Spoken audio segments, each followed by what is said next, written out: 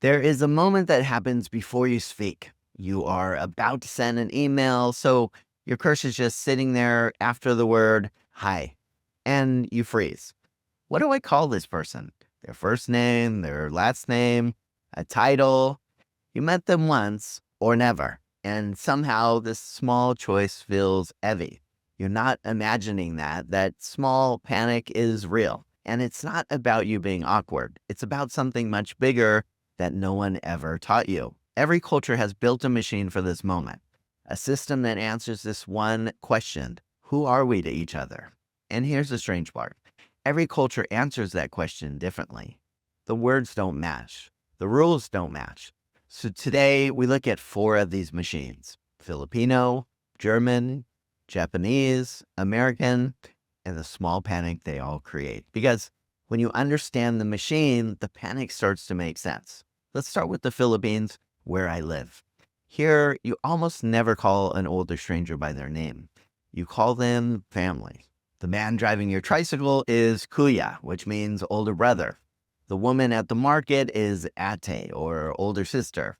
Your friend's mother becomes tita, or auntie, even if you met her 5 minutes ago. And there's only one tiny word that does so much of the work: po. You add it to almost anything you say to someone older or above you. But it's not only that. People that might be complete strangers, for example, someone walking into a taxi might say, "Good afternoon, po." Or everywhere you will hear "salamat po." It's thank you, but with respect built in. So you could say "oo" for yes to someone that you recently met, and it could sound blunt. But you could say "opo," and you have shown somebody respect. None of these words have a real English match. And notice the shape of the system. It's not about distance, it's about pulling people into the family. Here, respect sounds like closeness. Now, fly to Germany, where the machine runs the opposite direction. German has two ways to say you: Sie, which is formal, and du, which is informal. And choosing between them is one of the most loaded decisions you make. You use Sie with strangers, with elders, at work with officials. You use du with friends, with family, with children, with close colleagues. Get it wrong, you're not just awkward, you could be presumptuous or cold. Germans take this so seriously that they built two verbs for it: du sein, to say du to someone, and sie sein, to say sie to someone. There's no English version of those verbs, and the switch from sie to du is a real event. The older or more senior person offers it. You do not grab it yourself. But once it's offered, there's usually no going back. So how serious is this? Well, aim the informal you at a police officer as an insult, and you are no longer just being rude. German courts have treated it as fun. People have literally paid fines for it. The pronoun is not small. It carries the whole weight of the relationship. Now, let's move to Japan, where the system attaches right to the name. You rarely say a name there. You add a piece to the end. The san is the safe one, the polite default that is almost never wrong. Sama lifts it higher. For customers, for guests, for someone far above you. Often goes to younger men or to juniors. And chan is the soft one for children, for close friends, for affection. And then there is rank built into the name itself. Senpai, the one with more experience, the senior. The junior is kohai, though you usually don't say that one to their face. And here's the part that surprises most people. Dropping the ending entirely has its own name: yobosute, calling someone by their bare name. And it can mean two opposite things: deep closeness or a real insult. The same act, two meanings, decided completely by the relationship. In Japan, you don't just choose a word. You declare where the two of you stand. Now, come home with me, where I'm from, to America, where it looks like there's no system at all. You meet somebody, and 30 seconds later, you're using their first name. The CEO says, "Just call me Mike."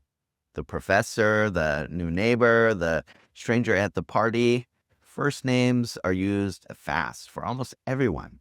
Now, to much of the world, this seems a bit shocking, even rude. But here's the thing: no system is a system. Americans hate the first name, the default, and that default carries a message. We're equals. We're friendly. We could skip all the formal ceremony. It's warmth, signaled fast, and it has its own hidden rules too. In parts of the American South, a child says Miss Sarah, title and first name together. A doctor says doctor, even among friends. The informality is real. It's just not the absence of a system. It's a system that chose speed. So look at what we have. 4 cultures, 1 question. Who are we to each other? The Philippines answers by making you family.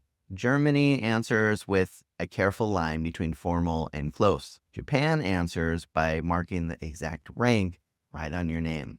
America answers by erasing the ceremony as fast as it can. 4 machines, 4 completely different outputs, and not one of them translates into the others. This is why that small panic I mentioned at the beginning is real. When you sit across from someone from another culture, you're not just reaching for a word. You're running your machine in a room built for a different one, and your respect can read as cool distance. You meant closeness, but they heard a stranger holding them at arm's length. Or you meant respect, and they felt you pushing them away. And this is one of the things that I've learned living across 3 of this worlds. The trap is not the word. The trap is assuming your machine is the human default, that your normal is everyone's normal. But it's not. Every one of these systems feels obvious from the inside, invisible like air, which is exactly why it is so easy to step on someone and never know you did. The real work of building something across difference starts right here. Not with memorizing the rules, but with understanding that the person in front of you is running a whole system you can't see.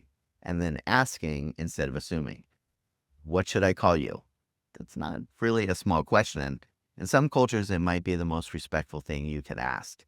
So the next time your cursor freezes after the word hi or dear so-and-so, the next time you pause before you speak to someone's mother, the next time you don't know whether to bow or to use the title or to drop it or to use their first name, don't be embarrassed by the panic. The panic means you care. The panic means you're paying attention. It means you notice there's a person in front of you whose world has its own shape. The noticing is where it all begins. So ask, and people will tell you.